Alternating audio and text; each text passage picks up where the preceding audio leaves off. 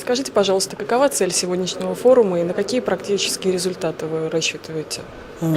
Цель такая – обсудить те проблемы, которые стоят перед Каспийским регионом накануне третьего саммита глав прикаспийских государств, который 18 ноября состоится в Баку. К этому событию наш Институт Каспийского сотрудничества выпустил доклад аналитический. Квинтэссенция доклада простая. На самом деле, несмотря на внешнее успешное развитие многих государств региона, перед регионом стоит большое количество проблем и очень серьезных вызовов. По нашему убеждению, в одиночку с этими вызовами справиться будет достаточно сложно.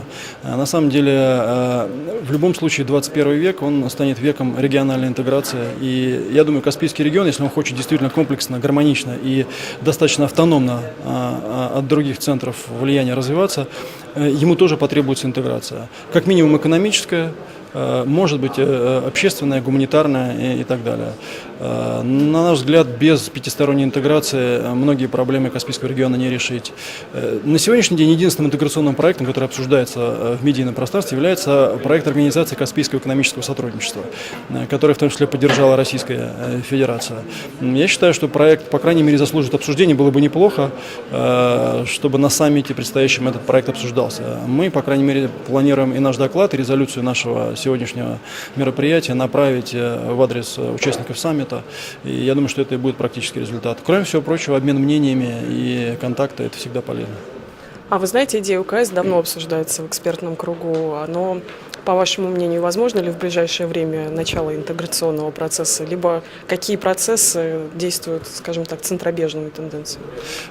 Я думаю, что это в первую очередь вопрос политической воли. К сожалению, в первую очередь в пользу центробежных процессов играет вмешательство внерегиональных сил в регион Прикаспия.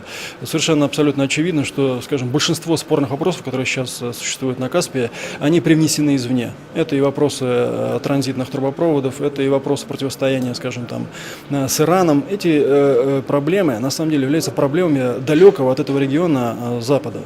И, в первую очередь, интересы Запада, вторгаясь в этот регион, вносят в него разногласия. К сожалению, Запад по-прежнему ведет политику по известному принципу «разделяй и властвуй». Этим они достаточно успешно, к сожалению, занимаются. Разделяют, в том числе, страны Прикаспия и пытаются с этого иметь свои очки. Я считаю, что это одна из главных причин, по которой интеграционные процессы продвигаются медленно. Вы возглавляете институт, занимающийся непосредственно проблемами Каспия. Озвучите, пожалуйста, ближайшие планы вашего центра. Мы, во-первых, ежемесячно выпускаем аналитический мониторинг, во-вторых, у нас работает сайт «Каспийский фактор» www.kasfactor.com, где мы освещаем эти проблемы. Кроме всего прочего, мы выпускаем ежеквартальные альманахи, и я думаю, что в ближайших планах проведения конференции в других прикаспийских государствах. Какова позиция Азербайджана к идее ОКС? В принципе, позиция достаточно положительная. Вообще, каспийское сотрудничество очень важно для всех стран. Я думаю, что это позволит прийти к какому-то согласованному решению хотя бы на уровне экспертов. И, возможно, это окажет свое влияние на общее решение на уровне руководства стран. Как, по-вашему, Азербайджану проще решать проблемы относительно Каспия в двухстороннем формате, либо в многостороннем режиме? В любом случае вопрос Каспия будет решаться в многостороннем режиме, то есть всеми странами Каспийского региона на основе общего принятого решения. Двухсторонний формат, он, конечно, приводит к согласованию определенных вопросов между сторонами, но в итоге, я думаю, что вопрос будет решен на уровне всех 5 прикаспийских стран.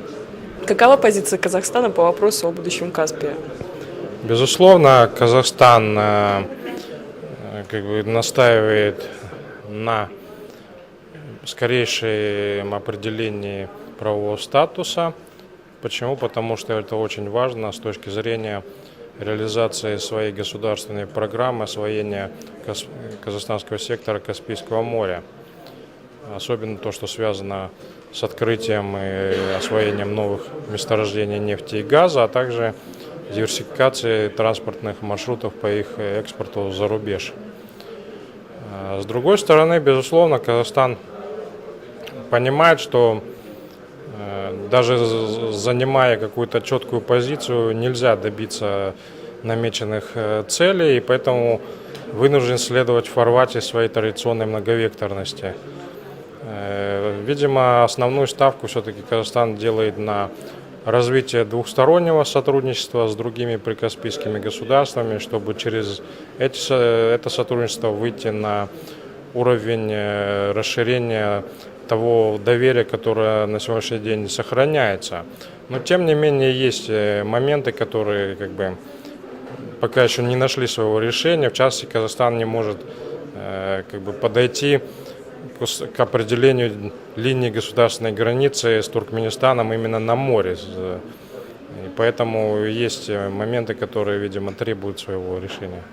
А каково отношение в Казахстане к идее ОКС?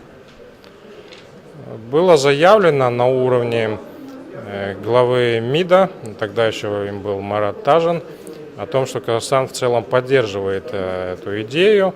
Однако это признание не прозвучало на уровне главы государства.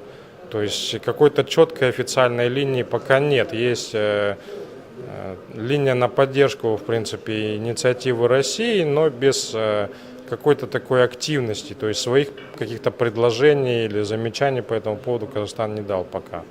То есть, видимо, Казахстан ждет, когда Россия окончательно оформит эту идею и, видимо, на очередном саммите глав прикаспийских государств ее выдвинет. Тогда только, может, Казахстан и что-то выскажет.